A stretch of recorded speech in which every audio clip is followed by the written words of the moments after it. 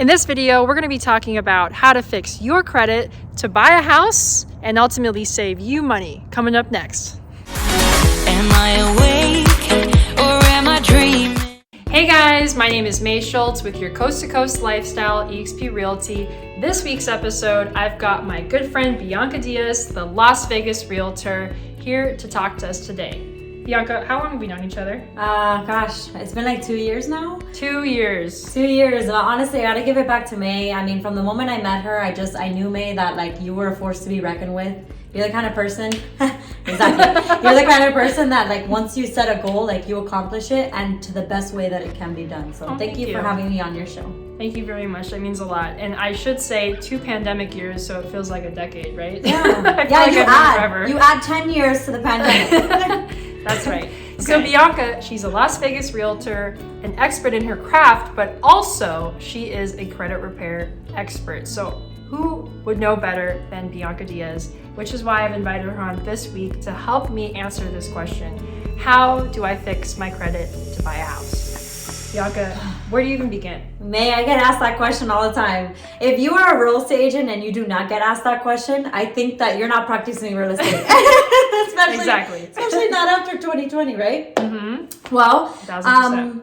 I think, Mei, you really have to ask yourself, a lot of people don't know about credit. Mm-hmm. So we start with knowledge of credit, which we're going to talk about today. Mm-hmm. But also, like, are you trying to fix/repair your credit or build credit? Because there's a difference. Or both. Mm-hmm. You know, some people need to build both. So I think it just kind of depends on where you're at. So it's good to find out where we're at. Exactly. Where is your point A so that we can get to point B. Right? Which is buying a house. Or even buying a car, really, anything. Yeah, anything. Or even getting a job. Or like, I'm checking credit. You want to marry me? Yeah. You need to have a 750 plus, baby, okay? You guys heard it from here. I'll help you with that. Yeah, it is actually part of a resume these days. I know a lot of government jobs do ask that, but let's focus on the root of the question, how to fix my credit to buy a house. So before we answer this question, this is my cat Dusty. I just want to thank you guys for tuning in to this week's episode. Yeah, that's what you get for trying to be in the video. Thank you for tuning in. If you have any questions, drop us a note in the comments, or if you're getting any value, please hit that like button. It really helps us out. So what we can do next is, if you'd like to follow along with us while Bianca is explaining how the FICO score, aka your credit score, is broken down, how lenders and creditors look at your credit score, go ahead and follow along with us. You can actually check your credit score for free if you visit a website such as creditkarma.com or some other website. This is not sponsored by Credit Karma. That's just my go-to website to check it for free to get a starting point. So you know what your point A is to get to point B. So follow along with us right now. So the biggest component of what makes up your credit score is actually payment history, right? Mm-hmm. So like pay your bills on time, right? And if you have something negative on your credit report, like you didn't pay your bills on time, so there's a late payment, there's a collection, that is fix/repair. We'll talk about that next time, right? Yeah. Mm-hmm. So we're going to talk about like other ways that you can build your credit, which is these components right here. So second biggest component that makes up your credit is amounts owed. So Mei, how many people do you talk to that don't have credit cards? Like, I think out of 5 people, 3? Yeah. 3 out of 5 people, 3 out of 5 don't have credit cards? Don't have credit cards. That's majority, okay? So I think that those people are really missing out on building 30% of your credit score, which is the second biggest component. When you don't have credit cards to build credit, because that is how this is built, not with personal loans, it's with revolving credit cards. Yes. Then you're not able to build 30% of your score. So people are missing out on getting into that 800 club because they're not building credit. Not to mention, the next component is length of history. And if you don't have credit cards, this is an excellent way to build long-term credit. Right. Because with a home, typically you pay off your home by when? Well, and ideally within 30 years or less. Right. That's a long term. Yeah. Or sooner or less. Sooner. It's like, I'm paying it off sooner. In 7 years, guys. Come on. 7 years. Save a lot of interest. Save yourself money. However, once you pay off that loan, it no longer exists. With your credit card, you have it forever. Right? Unless you don't use it, you lose it. They close it on you. Right. So it's a great way to build history. But see, what a lot of people don't know is there's other ways to build in these metrics without getting a credit card. And I feel like that would be a really long video. So just to give you a general idea, this is like a general, we're like glazing. We're just touching, okay? We're just touching. We're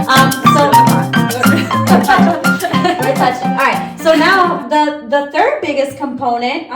fourth biggest component that makes up your credit, and they're actually equal, is the credit mix and the new credit. So let's talk about credit mix.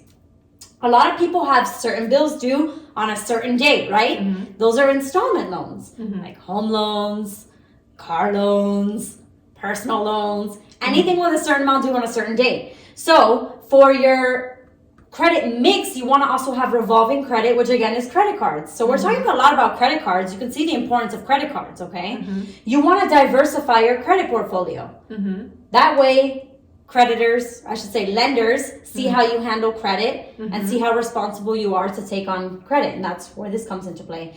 The remaining 10% is new credit. So tell me, Mei, how many times have you gone to like a Target or anywhere and they're like, here, if you take out this card or you apply for a card, you'll get a discount. And what do you say? What do I say? Yeah, what do I say? Hell no. But now I know. In the beginning, right, when you're fresh out of high school, you're just becoming an adult and you get offered a credit card, you're like, okay, wait, so it's free? And then they offer you these discounts and incentives. So yeah. And I think that's a lot of the stigma that has to come with credit cards, is because people don't know how to use them. Right. So when you're offered that store card, you could say yes or no, whatever, but there are other cards out there that are better suited. Just know that anytime your credit is ran, you're going to get what we call a hard inquiry. So there are hard inquiries and there are soft inquiries. Soft inquiries being like when you check your score online, you put the last 4 digits of your social. When they're asking for all your social and they're taking tip for you, give me that for this, they're going to run your credit and it's going to be a hard inquiry, whether you get approved or denied. But if you're going to get a hard inquiry, so if you're going to take the hit on the chin, we want to at least get approved and not denied, right? Yeah. It's kind of like... True. Right? So if you know you have bad credit, do not apply to that store card where you're going to get a hard inquiry. It's going to hurt your score 10%. 10% is not a lot. It's maybe 5 or 6 points. So don't freak out. But, over and over and over again, that's going to be a lot. And it's going to add up. It's going to add up. So that is the FICO scoring model. This is what lenders use to qualify you and to get your actual credit score to see where you're at. And we can go down the rabbit hole of credit because, I mean, it's a rabbit hole, but that's the gist of it. Oof, that was a lot of information. Thank you, Bianca, for all of that. Here's the diagram, a close-up for you guys to check out. It was a little bit hard to see in the video. Stay tuned to next week for part 2. Hey guys, if you're getting any value out of this video, let us know in the comments.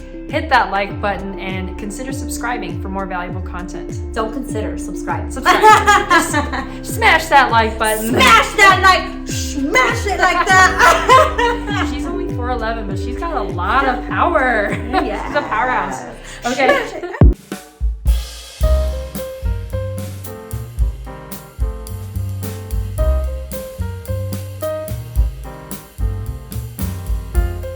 And then joke, joke, joke. Joke, joke, joke. And then you're like a circle that floats around.